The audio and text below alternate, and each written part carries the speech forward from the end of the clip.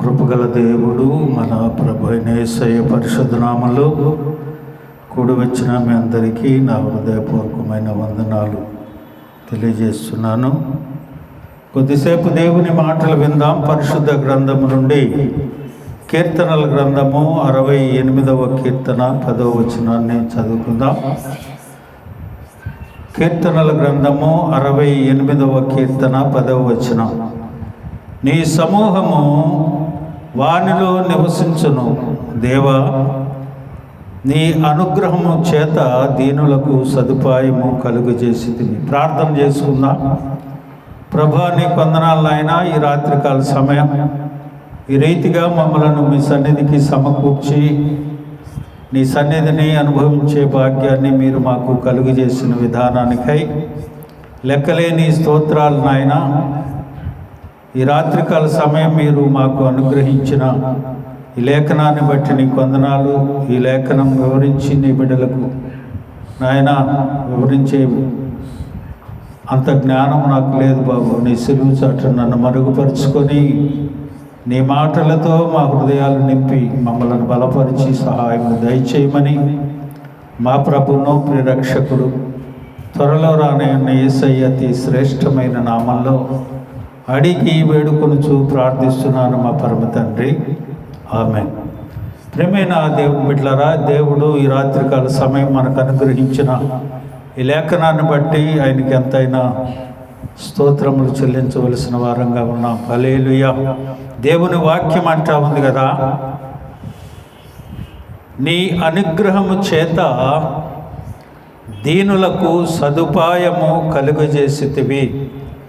దేవుడు తన అనుగ్రహము పొందిన వారికి, అంటే దీనులకు, ఎవరైతే దీనులై ఉంటారో దేవుని సన్నిధిలో వారికి కొన్ని సదుపాయాలు కలుగు చేశాడట.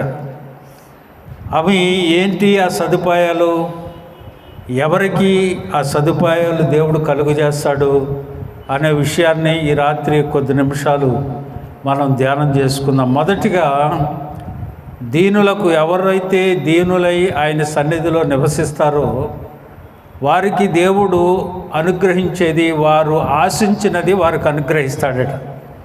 చూడండి, కీర్తనల గ్రంథం 78వ కీర్తన 29వ వచనాన్ని మనం చదువుకున్నట్లయితే, వారు కడుపారా తిని తనసిరి వారు ఆశించిన దానిని ఆయన అనుగ్రహించను. హల్లెలూయా చెప్పండి, హల్లెలూయా. వారు ఆశించిన దానిని ఆయన వారికి అనుగ్రహించను. అందరికీ ఆశలు ఉంటాయి, అందరూ ఆశపడతా ఉంటారు. ఈ లోకంలో జీవించే ప్రతి వ్యక్తి కూడా ఆశపడతానే ఉంటాడు. కానీ దేవుని వాక్యం అంటా ఉంది కదా, వారికి, ఎవరికి ఆయన ఆశించినది అనుగ్రహిస్తాడు అని అంటే దీనులకు. వారు కడుపార తిని తరసరి వారు ఆశించిన దానిని ఆయన వారికి అనుగ్రహిస్తాడట. ఏమైతే నువ్వు ఆశిస్తూ ఉన్నావో, ఏమైతే ప్రభు సన్నిధిలో నువ్వు కోరుకుంటున్నావో, ఏమైతే నీవు దీనత్వము కలిగి ప్రభు సన్నిధిలో ఉంటావో, ఇహలోక సంబంధమైన వాటిని ఆశించరో, పర సంబంధమైన వాటి కోసమే ఆశిస్తారు. వారు ఆశించినది వారికి దేవుడు వారికి అనుగ్రహిస్తాడట. వారు కనుపారా తిని తరసరి. ప్రియమైన దేవుని బిడ్డలారా, ఈ లోకంలో మానవునికి కావలసింది తినటం, బట్ట, గూడు, నివాసం కదా. ఈ మూడు, ఆహారము, నివాసము, కట్టుకోవటానికి వస్త్రం. ఈ లోకంలో మనం జీవించాలంటే ఈ మూడు ఉంటే చాలు. కానీ మనిషి వీటికి మించి కోరుకుంటాడు. కాబట్టి దేవుడు వారికి ఆశించినది అనుగ్రహించట్లేదు. అయితే ఎవరైతే దీనులై ఆయన సన్నిధిలో ఉంటారో వారికి కోరుకున్నది, వారికి ఆశించినది దేవుడు వారికి అనుగ్రహిస్తాడట. రెండవదిగా ఆయన అంటాడు కదా, ఉత్తమమైన దాన్ని అనుగ్రహిస్తాడట. చూడండి, 85వ కీర్తన 12వ వచనాన్ని మనం చూసినట్లయితే, ఉత్తమమైన దానిని అనుగ్రహించును, మన భూమి దాని ఫలమిచ్చును. ఉత్తమమైనది, నువ్వు కోరుకున్నది ఏదో, నువ్వు కోరుకున్నది కాకుండా దేవుడు నీకు దాని మీదకి ఇంకా మంచిది, ఉత్తమమైనది ఇస్తాడట. ఎవరికి? దీనులకు. ఎవరైతే దీనుడై విరిగి నలిగిన మనసు గలవాడై ప్రభు సన్నిధిలో ఉంటాడో వారికే ఇస్తాడు, కానీ మిగతా వాళ్ళందరికి కాదు. మరి మిగతా వాళ్ళందరూ మనకంటే బాగున్నారు కదా అని నువ్వు అనుకోవచ్చు, కానీ వారు ఆశించినది వేరు, మనం ఆశించినది వేరు. వారు ఆశించినది ఇహలోకపరమైన ఆశలు వారు కోరుకుంటారు, మనం పరసంబంధమైన కోరుకుంటాం. వారు దీనత్వాన్ని కలిగి ఉండరు ఈ లోకంలో. మన దీనత్వాన్ని కలిగి విరిగి నలిగిన మనస్సు గలవారై దేవుని సన్నిధిలో మనం ఉంటాం కనుక దేవుడు అంటున్నాడు, ఆశించినది ఇస్తాడు, నీకు ఉత్తమమైన దాన్ని ఇస్తాడు. ప్రియమైన దేవుని బిడ్డలారా, దేవుని మనం అనుకుంటుంటాం, ఒక్కోసారి మనం ఏం చేస్తుంటాం, మనం ఆశపడతాం మన బిడ్డల్ని ఏ ఎంబీబీఎస్ ఏ ఐపీఎస్ లేకపోతే ఏదో చదివించాలని ఆశపడతా ఉంటాం కదా. ఆశపడేటప్పుడు మనం ఏం చేస్తాం, మనం ఆశించినది ఈ బిడ్డని మనం ఇది చేయాలని ఆశించి ఆ బిడ్డను చదివించేటప్పుడు కొన్నిసార్లు ఆలస్యం అవ్వచ్చు, కొన్నిసార్లు మనం ఆశించినది మనకు పొందుకోలేని పరిస్థితి వచ్చు. కానీ దేవుడు నీకు ఉత్తమమైనది ఇవ్వాలనుకున్నాడు, కానీ దాని మీద ఇంకా నువ్వు ఏదైతే అనుకుంటున్నావో దాని మీద ఇంకా నీకు మంచి పోస్ట్ ఇవ్వాలని లేకపోతే మంచిది నీకు అనుగ్రహించాలని దేవుడు ఆశపడుతూ ఉంటాడు. చూడండి, ఒక అతను మీకు చాలాసార్లు నేను వివరించాను. ఒక అతను ఒక ఉద్యోగం పొందుకోవాలని ఆ ప్రయత్నంలో ఉన్నాడు. అతని ఆశ ఏంటంటే ఒక బ్యాంక్ మేనేజర్ నేను అవ్వాలి. బ్యాంకు కోచింగ్ తీసుకుంటా ఉన్నాడు, బ్యాంకు విషయంలో అన్నింటిలో ట్రైనింగ్ పొందుతున్నాడు. ఒకసారి వెళ్ళాడు, 2 సార్లు వెళ్ళాడు, 3 సార్లు వెళ్ళాడు.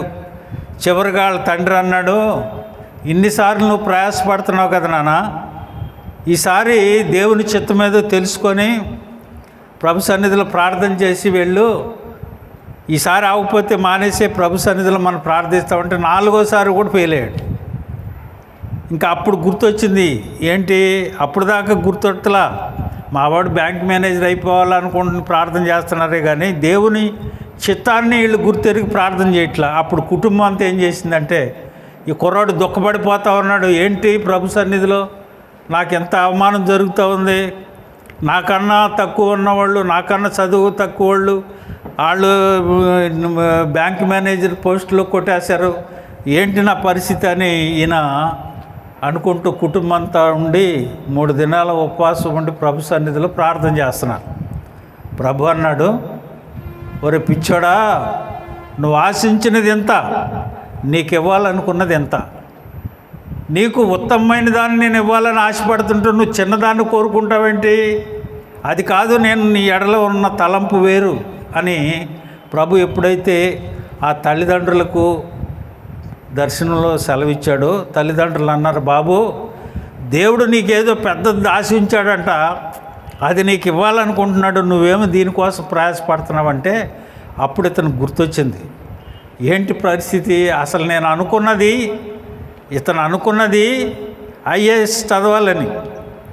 వీళ్ళతో పాటు ఉన్న ఫ్రెండ్స్ ఏమనుకున్నారు, అరే బ్యాంకులో అయితే మనకి ఏ గొడవ ఉండదు, మనకి ఎప్పుడు 24 గంటలు క్యాష్ అనుకున్నది పొందుకోవచ్చు, దానికంటే 4 ఏళ్ళు చదవాలి, 24 గంటలు కనీసం 18 గంటలు చదివితే కానీ మనం ఐపీఎస్ చదవలేము, ఐఏఎస్, ఇదైతే సింపుల్ కదరా, దీనికి వెళ్ళిపోదామని వీళ్ళందరూ అనుకున్నారు. ఫస్ట్ అనుకున్న తీర్మానాన్ని మర్చిపోయాడు, రెండో దానికి వెంటబడ్డాడు. అప్పుడు ప్రభు సన్నిధిలో ఉండి, ప్రభా మొదటగా నేను అనుకున్నది ఐఏఎస్ కదా, రెండోసారి నా ఫ్రెండ్స్ని బట్టి నేను అనుకున్నది బ్యాంక్ మేనేజర్ కదా, దానికి అవసరం ఆపేవని ఉపవాసుని ప్రార్థన చేస్తుంటే ప్రభు అన్నాడు, ఒరే బాబు నీకు నేను ఉత్తమమైన దాన్ని అనుగ్రహిస్తున్నా అని చెప్తే ఇతను వచ్చేసి ఒక పల్లెటూరు, ఆ పల్లెటూరు నుంచి వచ్చేసి హైదరాబాద్ వచ్చి ఐఏఎస్కి ప్రిపేర్ అయ్యి కోచింగ్ తీసుకొని అక్కడికి వెళ్తుంటే ఎట్ ఏ టైం ఒకే సిట్టింగ్లో పాస్ అయిపోయాడు. హల్లెలూయా. అక్కడేమో 4 సార్లు రాసినావలా, దీనికన్నా చిన్నది, అది తక్కువ చదువుకుంటే చిన్నగా రాసేయచ్చు, కానీ ఇది 18 గంటలు చదివితే కానీ ఐఏఎస్ ప్రిపేర్ అవ్వలేరు. అట్లాంటిది చూశాడు దేవుడు. అనుకున్నాడు, అయ్యా నేనేనో చిన్నదాని కోసం ఆశపడి ప్రయాసపడ్డాను, నువ్వేమో నా కోసం ఇంత దాచావా. హల్లెలూయా. ప్రియమైన దేవుని బిడ్డలను మనం అనుకుంటుంటాం, ఒకటే ముందు మనం వేసే అడుగులో దేవుని చిత్తాన్ని కనుక్కొని నువ్వు అడిగేస్తే తప్పకుండా దేవుడు నువ్వు అనుకున్నది ఆశించిన దానికంటే ఉత్తమమైన దాన్ని దేవుడు నీకు అనుగ్రహిస్తాడు. హల్లెలూయా. రెండవది, నాలుగవది చూడండి. మొదటిదేమో ఆశించినది, రెండవది ఉత్తమైనది, మూడవది యెషయా గ్రంథము 28వ అధ్యాయం 29వ వచనం. జనులను సైన్యములకు అధిపతి యెహోవా చేత దాన్ని నేర్చుకొందురు. ఆశ్చర్యకరమైన ఆలోచన శక్తియు అధిక బుద్ధియు అనుగ్రహించువాడు ఆయనే. హల్లెలూయా. ఆశ్చర్యకరమైన ఆలోచన శక్తి. ఈనాడు బిడ్డలకు కావలసిందేంటి? ఆలోచన శక్తి కావాలి. ఆలోచించే పరిస్థితుల్లో పిల్లలు ఈ రోజులు లేరు. నిన్నటి దినాన్ని చూడండి, మహాఘోర కుర్రోడు ఉన్నాం హైదరాబాద్లో, చాలా దారుణంగా చంపేశారు. అంతా యవనస్తులే. ఈ మధ్యకాలంలో జరిగాయని చిన్న చిన్న పిల్లలు, చదువుకున్న వాళ్ళు, 20 లోపు వాళ్ళు. ప్రేమైన దేవుని బిడ్డలారా, దేవుని వాక్యం అంటుంది బిడ్డలను. అందుకనే పదే పదే నేను బిడ్డల విషయంగా చెప్తూ ఉంటాను. అమ్మా, యేసయ్య చెప్పే వెళ్ళాడు. అమ్మ, నా కోసం కాదమ్మా, మీకోసం, బిడ్డల కోసం ఏడవండి, ప్రార్థన చేసుకోండి. దేవుడు అంటున్నాడు కదా, ఆలోచన శక్తి, అధిక బుద్ధి. బుద్ధిహీనత లేకుండా మన బిడ్డలు రావాలి అంటే దేవుని సన్నిధికి రావాలి. ఆలోచన శక్తి కావాలంటే ప్రభు సన్నిధికి రావాలి. ఒకానొక రోజు వాడు బాధలో ఉన్నప్పుడు పట్టుకునేది వాక్యమే. నీ వాక్యమే నన్ను బ్రతికించేది, అది బాధల్లో నాకు నెమ్మదిని కలుగు చేసేది. నీ వాక్యమే యవనులను సరిచేసేది, ఆయన నడిపించేది ఆ వాక్యమే.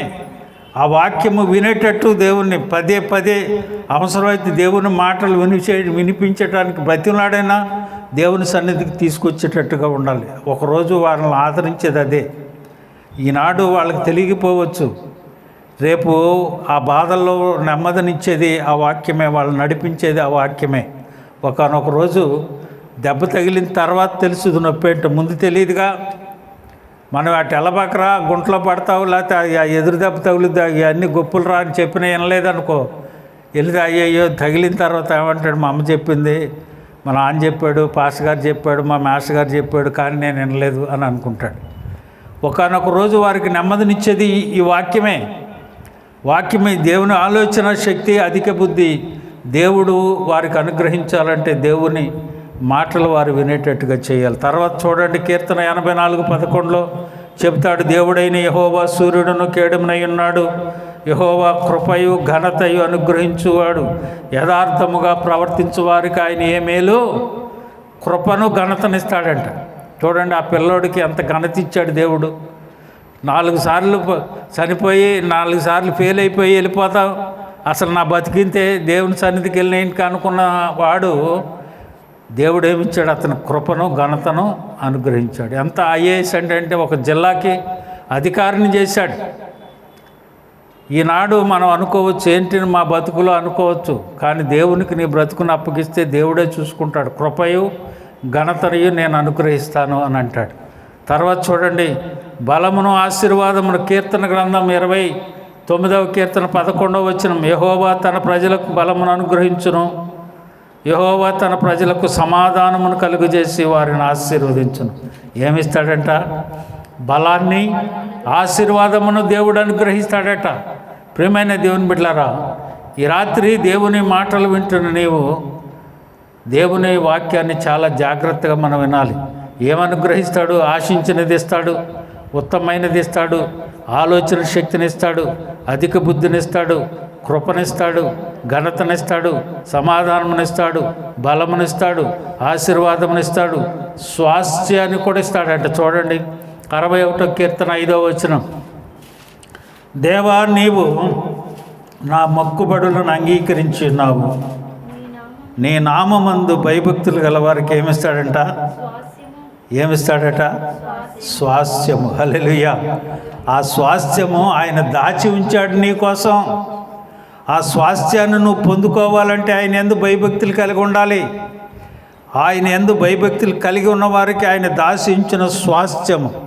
దేవుడు అంటాడు వెళ్ళేటప్పుడు, నేనుండు స్థలములో మీరు ఉండులాగున నేను మిమ్మల్ని తీసుకెళ్తాను. అంతకంటే గొప్ప స్వాస్థ్యం మనకేం కావాలి? అక్కడ నీకు స్థలం సిద్ధపరిచాను. ఒక పట్టణం ఉంది, అక్కడ బంగారు వీధులు ఉన్నాయి, ఎంతో అక్కడ చీకటి లేని ప్రపంచ రాజ్యం, దేవుని నిత్యము స్తుతించేది, ఆకలి దప్పులు లేని స్థలం. దేవుని నిత్యము కొనియాడే స్థలం. అంతకంటే గొప్ప స్వాస్థ్యం మనకేం కావాలి? దేవుని యందు భయభక్తులు కలిగి ఉంటే ఆ స్వాస్థ్యాన్ని ప్రభువు మనకి అనుగ్రహిస్తాడు. ఇవన్నీ ఎవరికి ఇస్తాడు? ఎవరికి ఇస్తాడట? చూడండి, ఎలా ఇస్తాడు చెప్పండి. 7 విషయాలు చెప్పాను కదా. ఆశించినది నువ్వు పొందుకోవాలి, ఉత్తమైనది దేవుడు నీకు ఇవ్వాలి, ఆలోచన శక్తి అధిక బుద్ధి ఇవ్వాలి, కృప ఘనత ఇవ్వాలి, బలమును ఆశీర్వాదం ఇవ్వాలి, సమాధానమునివ్వాలి, స్వాస్థ్యమునివ్వాలి. ఇవన్నీ మనం పొందుకోవాలంటే ఏం చేయాలి? ఒక 5 విషయాలు చెప్పి ముగిచ్చేస్తాను. చూడండి, మొదటిగా మనం చేయవలసింది ఏంటంటే ఆయన యొద్దకు రావాలట. ఎక్కడికి రావాలి? యేసయ్య యొద్దకు రావాలి. చూడండి, హోషేయ గ్రంథం 3వ అధ్యాయం 5వ వచనం.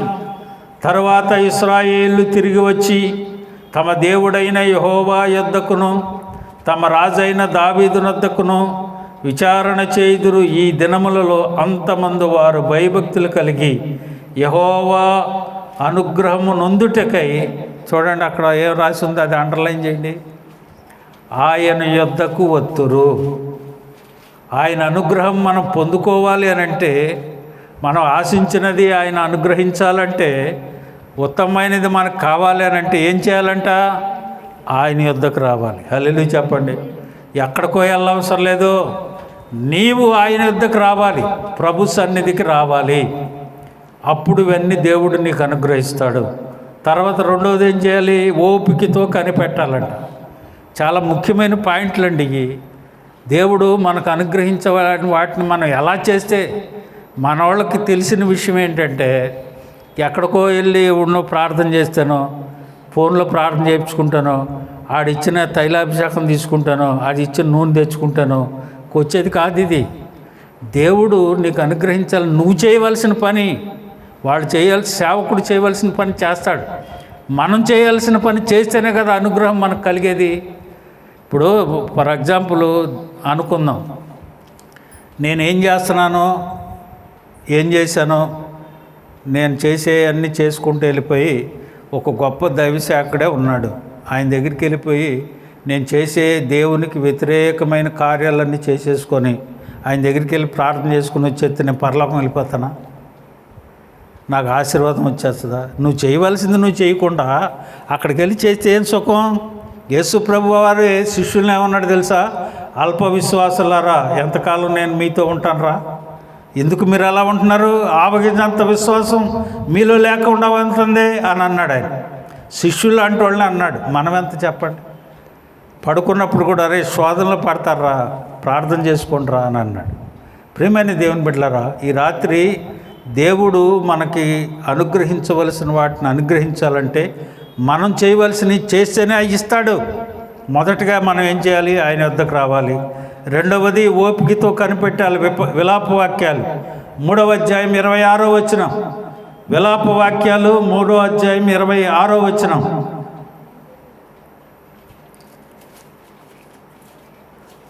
నరులు ఆశ కలిగి యెహోవా అనుగ్రహించు రక్షణ కొరకు ఓపికతో కనిపెట్టుట మంచిది. దొరకలేదా హోషేయ గ్రంథం?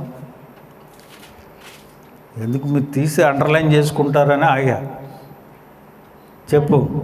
3:26. నారులు ఆశ కలిగి యెహోవా అనుగ్రహించు దేని కొరకు? రక్షణ కొరకు ఓపికతో కనిపెట్టుట మంచిది. ఓపిక ఉండాలా వద్దా? ఓపికతో కనిపెట్టాలా వద్దా? నువ్వు మోకాళ్ళేసి ప్రార్థించగానే పని అయిపోతే ఎలాగా? ఓపిక అనేది కావాలి మనిషికి. ఓపిక, సహనం, సమాధానం ఎంతో ముఖ్యమైన విషయాలు విశ్వాసం. ఓపిక కలిగి కనిపెట్టుట మంచిది. ఓపిక అనేది చాలా ఉండాలి. ఒక విషయంగా మనం ప్రార్థించేటప్పుడు చూడండి, నేను పదే పదే మీకు ఎందుకు ఆ విషయాలు చెప్తున్నాను. బిడ్డల విషయంలో జాగ్రత్తగా ఉండండి అమ్మ ప్రార్థన. ఏబు గారు తన బిడ్డల విషయంగా ప్రార్థిస్తే దేవుడు ఏం చేశాడు? కంచె వేశాడు. సాతానందో ఆయన కంచేసావు, అందుకని ఆయన భయభక్తులుగా ఉన్నాడు, తీయి అని అన్నాడు. ఏం చేస్తున్నాడు ఈయన? ప్రతిరోజు ఉదయం తన బిడ్డలను గురించి దేవుని సన్నిధిలో ప్రార్థన చేసుకుంటూ బలులు అర్పిస్తూ ఉన్నాడు. అయ్యా, ఒకవేళ వాళ్ళు ఏమన్నా తప్పు చేశారేమో నాయన, అదిగో ఆ తప్పు నాదిగా భావించి వాళ్ళని క్షమించి తండ్రి అని బిడ్డల కోసం తండ్రి ప్రయాసపడుతున్నాడు. అందుచేతే కంచె వారి కుటుంబం చుట్టూ పడింది. దేవుడు కంచె తీసిన తర్వాత సాతానుడు ఎంటర్ అయ్యాడు, కానీ అంతకుముందు అందే ఆ కంచె నువ్వు ఊరికనే నీ ఎందు భయభక్తులు కలిగి ఉన్నాడు అనుకుంటున్నావా, కంచె తీసి చూడు అంత. కనుక మనం చాలా ఓపికతో కనిపెట్టాలి. కనిపెట్టినప్పుడు మంచి విషయాలు దేవుడు ఓపికతో కనిపెట్టుట మంచిది అని అంటున్నాడు దేవుడు. ఓపిక అన్నది మంచిది అని దేవుని వాక్యం సెలవిస్తూ ఉంది. అలాగనే మనం దేని విషయమైతే ప్రార్థిస్తామో ఓపికతో కనిపెట్టడం మంచిదని దేవుని వాక్యం. ఈలోపు నీవు ఓపికలో కనిపెట్టేటప్పుడు నీకేమైనా ఇబ్బందులు వచ్చినా, ఇరుకులు వచ్చినా, శ్రమలు వచ్చినా, బాధలు వచ్చినా, నిందలు వచ్చినా, అవమానాలు వచ్చినా, ఏదొచ్చినా డోంట్ కేర్, లెక్క చేసే క్వశ్చనే లేదు. ఏమన్నా అనుకోని మనకు అనవసరం. దేవుడు మనకి ఇచ్చింది మనం ఏం చెప్పాడో అది చేయటమే మన పని. మూడవదిగా చూడండి లోకాసు వార్త 11వ అధ్యాయం 13వ వచనం. పరలోకమందున్న మీ తండ్రి తన్ను అడుగు వాటికి పరిశుద్ధాత్మను అనుగ్రహించును. ఏం చేస్తాడట? దేన్ని గురించి అడగాలి నువ్వు? రేపు ఆదివారం చెప్తాను. పరిశుద్ధాత్మ పొందుకున్న వాళ్ళకి ఏం జరుగుద్దో రేపు ఆదివారం చెప్తాను. ఏమవుద్ది? దేని గురించి అడగాలంట నువ్వు? పరలోకమందును నీ తండ్రి తన్ను అడుగువారికి అనుగ్రహించును. పరిశుద్ధాత్మను ఎందుకు అడగాలి చెప్పండి? ఎందుకు అడగాలి పరిశుద్ధాత్మని? ఏమ్మా, ఎందుకు అడగాలి? ఎందుకు కావాలి మనకు పరిశుద్ధాత్మ? చూడండి రోమాపత్రిక 8వ అధ్యాయం 26వ వచనం. పరిశుద్ధాత్మ మనకు ఎందుకు కావాలో అపోస్తుడైన పౌలు రోమీయులకు రాస్తూ చెప్తున్నాడు అక్కడ. అటువలే ఆత్మయు మన బలహీనతను చూసి సహాయము చేయుచున్నాడు. ఏలయనగా మనము ఎలాగూ ప్రార్థన చేయవలెనో మనకు తెలియదు కనుక ఉచ్చరింప శక్యము కాని మూలుగులతో ఆ ఆత్మ తానే మన పక్షమున విజ్ఞాపన చేస్తున్నాడట. ఏమండి, నీకు ఎలాగో ప్రార్థన చేయాలో నీకు తెలీదు. నువ్వు అనుకుంటున్నాను నేను పెద్ద ప్రార్థన పరులు అనుకుంటున్నావేమో. పరిశుద్ధాత్మను పొందుకుని దేవుడు ఆ పరిశుద్ధాత్మని నీకు అనుగ్రహిస్తే నీవు కాదు ప్రార్థన చేసేది. ఎవరు చేస్తారట?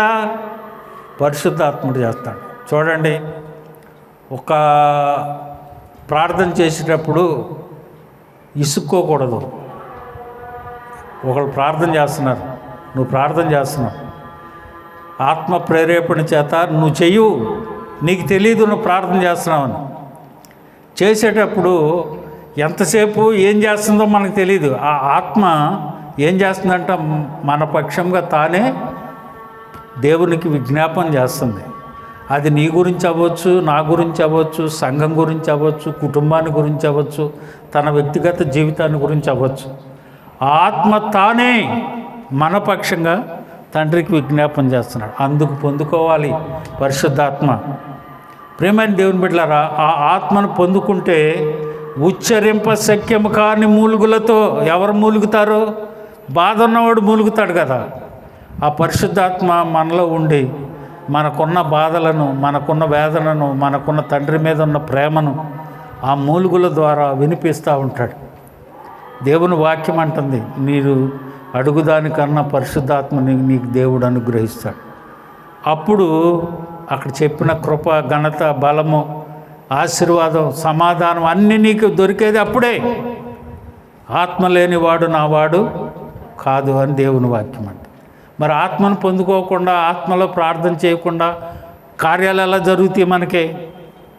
అందుకనే దేవుని అడగవలసింది మొదటగా ఆయన వద్దకు రావాలి, రెండవది ఓపికతో కనిపెట్టాలి, మూడవది పరిశుద్ధాత్మను పొందుకోవాలి, నాలుగవది మంచివాడుగా ఉండాలట. ప్రసంగి గ్రంథం 2వ అధ్యాయం 26వ వచనం, ఎలాగనగా దైవ దృష్టికి మంచివాడుగా నుండి వారికి దేవుడు జ్ఞానమును, తెలివిని, ఆనందమును అనుగ్రహించును. ఎలా ఏం అనుగ్రహిస్తాడట?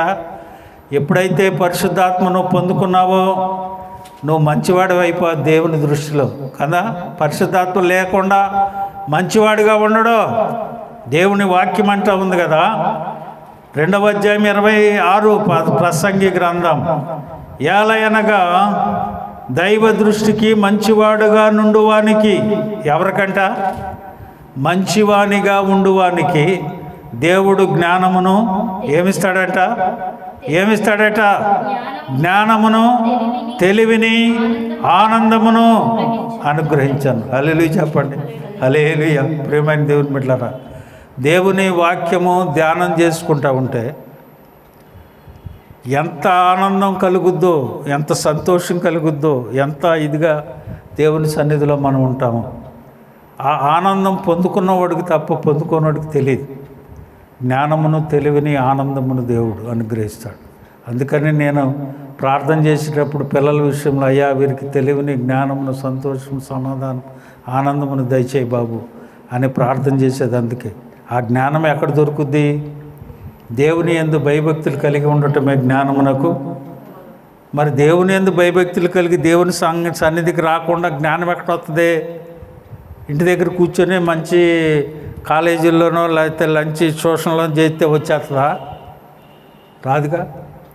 దేవుని సన్నిధిలోనికి వస్తే దేవుడు అది నేర్పుతాడు వాళ్ళకి. ఆలోచన శక్తిని, జ్ఞానమును వాళ్ళకి నేర్పుతారు. అందులో ఆనందాన్ని కలుగు చేస్తాడు. మాస్టర్ గారు చెప్పే పాఠం నాకు అర్థం అవ్వలేదు అని అనడం, అదే నాకు అన్న స్థాయిలోనికి వచ్చేస్తాడు. ప్రేమైన దేవుని బిడ్డలారా, తర్వాత చూడండి, చివరిగా ఆయనలో నిలిచి ఉండాలి. చూడండి, యోహాను సువార్త 15వ అధ్యాయము, యోహాను సువార్త 15:7, నా యందు మీరును ఏముండాలంట? ఎవరుండాలంట? నా యందు మీరును మీ యందు నా మాటలను నిలిచి ఉండిన యెడల మీకేది ఇష్టమో అడుగుడి, అది మీకు అనుగ్రహించబడును. ఎప్పుడు అనుగ్రహిస్తాడంటే దేవుడు? నా యందు మీరును మీ యందు ఏముండాలట? ఆయన మాటలంటే దేవుని వాక్యం నిలిచి ఉండాలి. అప్పుడు మీకేం కావాలో అడగండి, నేను ఇచ్చేస్తానంటున్నాడు. ఎప్పుడు ఇస్తాడండి? పిల్లడు ఏదో కొనుక్కోవాలో 100 రూపాయలు అడిగాడు అనుకోండి, తండ్రి ఏం చేస్తాడు? ఏదో బ్యాడ్ ఇది, అది ఎందుకు రేడు కొనుక్కుంటాడు, అడగగానే ఇచ్చేస్తాడు తండ్రి. అది మంచిది అయితే ఇస్తాడు, అది చెడుదైతే పిల్లలు ఆశపడుతుంటారు. ప్రతిదాన్ని కొనుక్కోవాలనో, తీసుకోవాలనో, ఆడుకోవాలనో ఆశపడతారు. కానీ తండ్రి ఆలోచన వేరు. అది కొంటే బిడ్డ పాడైపోతాడు, అది కొనకూడదు.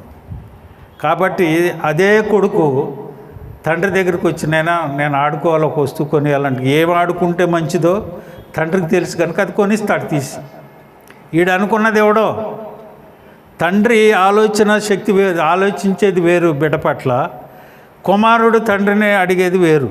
అది ప్రతిదీ కావాలనుకుంటే ఎవడో ఓ సైకిల్ వేసుకుని బర్రని వెళ్ళిపోతున్నాను, నాకు సైకిల్ కావాలంటాడు. పడతాడురా, నువ్వు నేర్చుకోకుండా సైకిల్ ఎందుకు నీకు అని అంటాడుగా తండ్రి. ఏది పడితే అది ఎవడో. కనుక నీవు నా యందు నిలిచి ఉండు, నిలిచి ఉన్నవాడు నా వాక్యం నీలో నిలుచుకో, నీకేది కావాలో నన్ను అడుగు, నేను ఇస్తాను. చివరిగా ఒక వాక్యం తీసి ముగిస్తాను. చూడండి, రోమా 5:5, రోమా పత్రిక 5:5, ఎందుకనగా ఈ నిరీక్షణ మనలను సిగ్గుపరచదు. దేవుని వాక్యం ఎప్పుడు మనల్ని సిగ్గుపరచదు. దేవుడు ఎప్పుడు తన బిడ్డలను సిగ్గుపరచడం. ఈ నిరీక్షణ కలిగి నువ్వు దేవుని సన్నిధిలో ఉంటే తప్పక దేవుడు నీకు అనుగ్రహిస్తాడు. చూడండి 5:5 రోమా, ఎందుకనగా ఈ నిరీక్షణ మనలను సిగ్గుపరచదు, మనకు అనుగ్రహించబడిన పరిశుద్ధాత్మ ద్వారా దేవుని ప్రేమ మన హృదయములలో కుమ్మరించబడింది. హల్లెలూయా చెప్పండి. హల్లెలూయా. ప్రియమైన దేవుని బిడ్డలారా, దేవుని ప్రేమ మన హృదయాల్లో కుమ్మరించబడితే అంతకంటే మనకు కావాల్సింది ఏముంది ఈ లోకంలో? ప్రియమైన దేవుని బిడ్డలారా, చూడండి, దేవుడు నీకు అనుగ్రహించే ఆశించినది ఉత్తమైనది, ఆలోచన శక్తి, అధిక బుద్ధి, కృపా, ఘనత, సమాధానం, బలము, ఆశీర్వాదం, స్వాస్థ్యము నీకు కావాలంటే నువ్వు మొదటగా ఆయన దగ్గరికి రావాలి. రెండోది ఓపిక కలిగి కనిపెట్టాలి. మూడవది పరిశుద్ధాత్మను అనుగ్రహించాలి. పరిశుద్ధాత్మ ద్వారా ప్రార్థన చేయాలి. మంచివాడుగా నీవు ఉండాలి. ఆయనలో నిలిచి ఉండాలి. నిరీక్షణ కలిగి ఉండాలి. హల్లెలూయా. అప్పుడు దేవుడు నీవు ఆశించినది అనుగ్రహించి మనల్ని, మన కుటుంబాలను దీవించునుగాక.